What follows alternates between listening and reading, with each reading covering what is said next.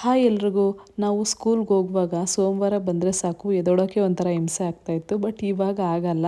ನಾನಂತೂ ಬೆಳಗ್ಗೆ 4:15ಗೆ ಎದ್ದು ಮನೆ ಕೆಲಸಗಳನ್ನೆಲ್ಲ ಮುಗಿಸ್ಕೊಂಡು ಪೂಜೆ ಮಾಡೋಕ್ಕೆ ಸ್ಟಾರ್ಟ್ ಮಾಡಿದೆ.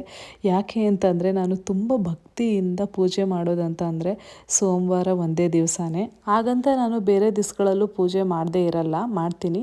ಬಟ್ ಸೋಮವಾರ ಅಂತ ಬಂದರೆ ಶಿವಪ್ಪ ಮತ್ತು ಕೊರಗಜ್ಜನ ವಾರ ಆಗಿರೋದ್ರಿಂದ ನನಗೆ ತುಂಬ ಖುಷಿ ಆಗುತ್ತೆ. ಏನೋ ಒಂಥರ ಬೆಳಗ್ಗೆ ಬೇಗ ಎದ್ದು ಪೂಜೆ ಮಾಡೋದು ಅಂತಂದರೆ. ಆ್ಯಂಡ್ ಮನಸ್ಸು ಕೂಡ ತುಂಬ ರಿಲ್ಯಾಕ್ಸ್ ಅನಿಸುತ್ತೆ. ನಿಮ್ಮಲ್ಲಿ ಯಾರು ದೇವ್ರನ್ನ ನಂಬ್ತಿರೋ ಬಿಡ್ತಿರೋ ನನಗಂತೂ ಗೊತ್ತಿಲ್ಲ. ಬಟ್ ನಾನಂತೂ ಸಂಪೂರ್ಣವಾಗಿ ದೇವ್ರನ್ನ ನಂಬ್ತೀನಿ.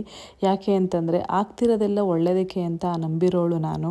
ಎಲ್ಲರೂ ಆಚಾರ ವಿಚಾರ ಹಾಗೆ ಮಾಡಬೇಕು ಹೀಗೆ ಮಾಡಬೇಕು ಅಂತಂತಾರೆ. ನಾನು ಯಾವತ್ತೂ ಅದನ್ನು ಯಾವುದನ್ನು ಪಾಲಿಸಿಲ್ಲ. ನನಗೆ ಮನಸ್ಸಿಗೆ ಹೆಂಗೆ ಇಷ್ಟ ಆಗುತ್ತೋ ಅದೇ ಥರನೇ ನಾನು ಪೂಜೆಗಳನ್ನ ಮಾಡ್ಕೊಂಡು ಹೋಗ್ತಾ ಇದ್ದೀನಿ. ನಾವು ಮಾಡೋ ಪೂಜೆಯಲ್ಲಿ ಭಕ್ತಿ ಒಂದಿದ್ರೆ ಸಾಕು, ಬೇರೆ ಏನೂ ಬೇಕಾಗಿಲ್ಲ. ಶಿವನ್ನ ಹೋಲಿಸ್ಕೊಳ್ಳೋಕ್ಕೆ ಭಕ್ತಿ ಒಂದಿದ್ರೆ ಸಾಕಲ್ವ. ಯಾವ ಆಚಾರ ವಿಚಾರಗಳನ್ನೂ ಶಿವ ನೋಡೋದಿಲ್ಲ. ನಾನು ಯಾರಿಗೂ ದೇವ್ರನ್ನ ನಂಬಿ ಅಂತ ಹೇಳಲ್ಲ. ಆದರೆ ನನ್ನ ಲೈಫಲ್ಲಿ ಆಗಿರೋ ಎಕ್ಸ್ಪೀರಿಯನ್ಸ್ಗಳಿಗೆ ನಾನು ದೇವ್ರನ್ನ ನಂಬ್ತಾ ಇದ್ದೀನಿ. ಆಗಲೇ ನಾನು ಹೇಳ್ದಂಗೆ ಕೊರಗಜ್ಜ ಅಂತಂದರೆ ನನಗೆ ತುಂಬ ಇಷ್ಟ. ಯಾಕೆ ಅಂತ ಅಂದರೆ ಎಷ್ಟೋ ಟೈಮಲ್ಲಿ ನಾನು ಅಜ್ಜನನ್ನು ನೆನೆಸ್ಕೊಂಡಾಗ ಏನಾದರೂ ಒಂದು ಸೂಚನೆಗಳು ಸಿಗುತ್ತೆ. ಆ್ಯಂಡ್ ಏನಾದರೂ ಒಂದು ಕೆಟ್ಟದಾಗೋದಿದ್ರೆ ನನ್ನಿಂದನೇ ಅದು ದೂರ ಹೊರಟೋಗುತ್ತೆ.